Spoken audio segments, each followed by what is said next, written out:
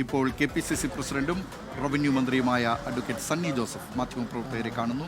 തത്സമയ സംപ്രേഷണം. അതെ, വ്യാപകമല്ലെങ്കിലും ചെറിയ തോതിലെങ്കിലും ഉണ്ടാകുന്നത് വിഷമകരമാണ്.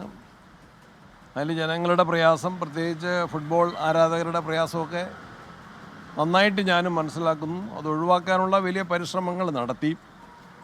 ഇതിൻ്റെ കാരണം എന്താണെന്ന് വെച്ചാൽ രാജ്യത്തൊട്ടാകെ ഉണ്ടായ ഒരു പ്രതിഭാസമാണ് പസഫിക് സമുദ്രത്തിലുണ്ടായ എൽനിനോ പ്രതിഭാസം. അതുകൊണ്ട് രാജ്യത്തൊട്ടാകെ ഉഷ്ണതരംഗം വർദ്ധിച്ചു. അതിൻ്റെ ഫലമായിട്ട് വൈദ്യുതിയുടെ ഉപയോഗം ഇന്ത്യ രാജ്യത്തൊട്ടാകെ കൂടി.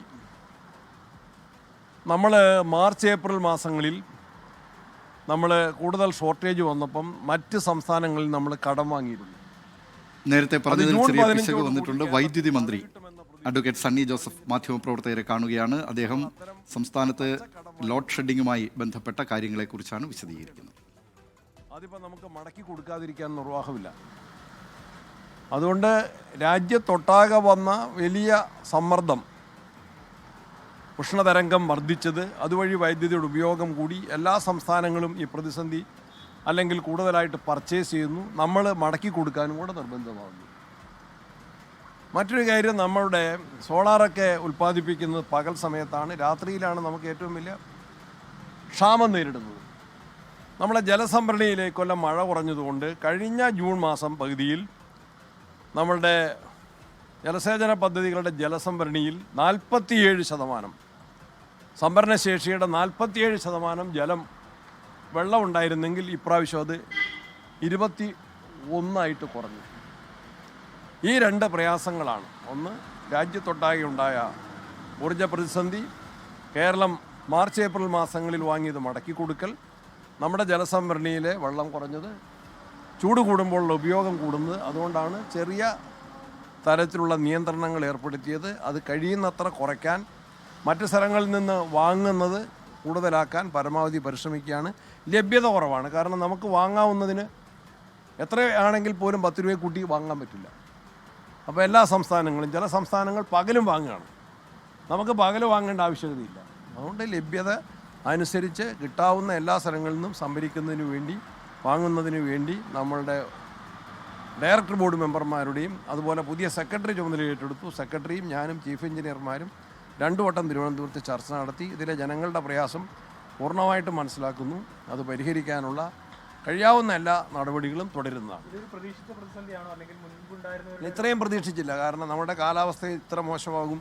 ജൂൺ മാസത്തിൽ നമുക്ക് പകുതിയോടുകൂടി കടം വാങ്ങിയത് തിരികെ കൊടുക്കാവുന്ന ധാരണയിലാണ് നമ്മൾ ഏപ്രിലും മാർച്ചിലും കടം വാങ്ങിയത്. അത് തിരികെ കൊടുക്കേണ്ടതും അഡീഷണലായിട്ട് നമുക്ക് വൈദ്യുതിയുടെ ഉപയോഗം വന്നതുമാണ് ഈ പ്രതിസന്ധി. ഇത്രയും പ്രതീക്ഷിച്ചിട്ടില്ല. അല്ല, ഇത് മനസ്സിലാക്കണമല്ലോ.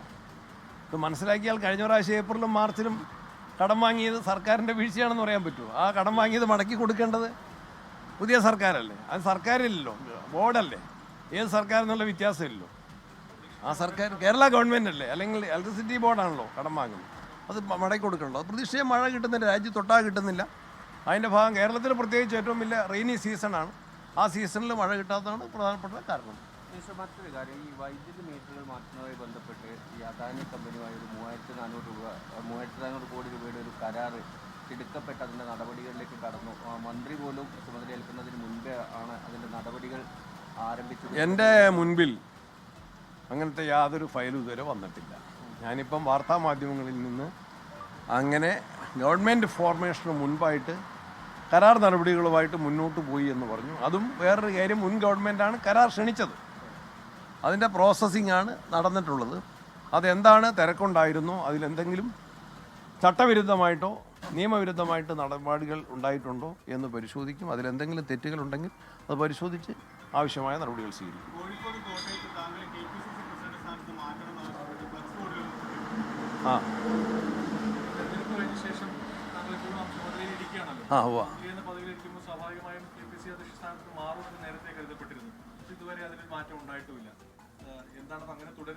അത് ഞാൻ ഈ ഫ്ലെക്സ് ബോർഡ് വെക്കുന്നത് ആരാന്ന് പറയാൻ പറ്റില്ലല്ലോ.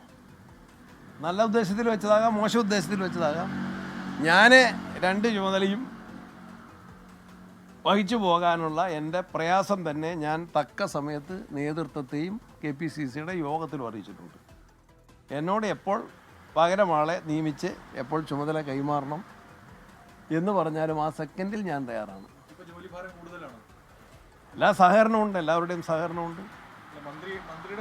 അല്ല, KPCCയിൽ എല്ലാ നേതാക്കന്മാരുടെയും സഹകരണമുണ്ട്. ഞാൻ തിരുവനന്തപുരത്തുള്ള ദിവസങ്ങളിൽ KPCCയിൽ കുറച്ച് സമയം പോകാറുണ്ട്. പഴയതുപോലെ കൂടുതൽ സമയം പോകാറില്ല. പക്ഷേ തിരുവനന്തപുരത്ത് കൂടുതൽ സമയമുണ്ട്. എനിക്ക് സഹപ്രവർത്തകരുടെയും നേതാക്കന്മാരുടെയും നല്ല പിന്തുണ എപ്പോഴും കിട്ടിക്കൊണ്ടിരിക്കുകയാണ്. അതുകൊണ്ട് എന്നാൽ ഫുൾ ടൈമറാകും. അപ്പോൾ എന്നോട് ഒരാൾ ചോദിച്ചു, കർണാടകത്തിലെ DK ശിവകുമാർ മുഖ്യമന്ത്രിയും സംസ്ഥാനത്തെ വൈദ്യുതി പ്രതിസന്ധിയെക്കുറിച്ച് വിശദീകരിക്കുകയായിരുന്നു വൈദ്യുതി മന്ത്രി കൂടിയായ അഡ്വക്കേറ്റ് സണ്ണി ജോസഫ്. പസഫിക് സമുദ്രത്തിലെ എൽ നിനോ അത് കേരളത്തിൻ്റെ വൈദ്യുതി രംഗത്തിൻ്റെ ഫ്യൂസൂരി. നേരത്തെ കഴിഞ്ഞ വേനൽക്കാലത്ത് പല സംസ്ഥാനങ്ങളിൽ നിന്ന് വാങ്ങിയ വൈദ്യുതി മടക്കി കൊടുക്കേണ്ടി വന്നു. ഇതൊക്കെയാണ് വൈദ്യുതി പ്രതിസന്ധിക്ക് കാരണമായി ഇപ്പോൾ വൈദ്യുതി മന്ത്രി വിശദീകരിക്കുന്നത്. മാത്രമല്ല, KPCC അധ്യക്ഷ സ്ഥാനത്ത് നിന്ന് ഒഴിയാനുള്ള സന്നദ്ധത പാർട്ടി നേതൃത്വത്തെ അറിയിച്ചിട്ടുണ്ട്. പകരം ഒരു പ്രസിഡന്റ് വരുന്നതുവരെ, പുതിയൊരു പ്രസിഡന്റ് വരുന്നതുവരെ ഈ സ്ഥാനത്ത് തുടരും എന്നാണ് ഇപ്പോൾ അഡ്വക്കേറ്റ് സണ്ണി ജോസഫ് അറിയിച്ചിരിക്കുന്നത്.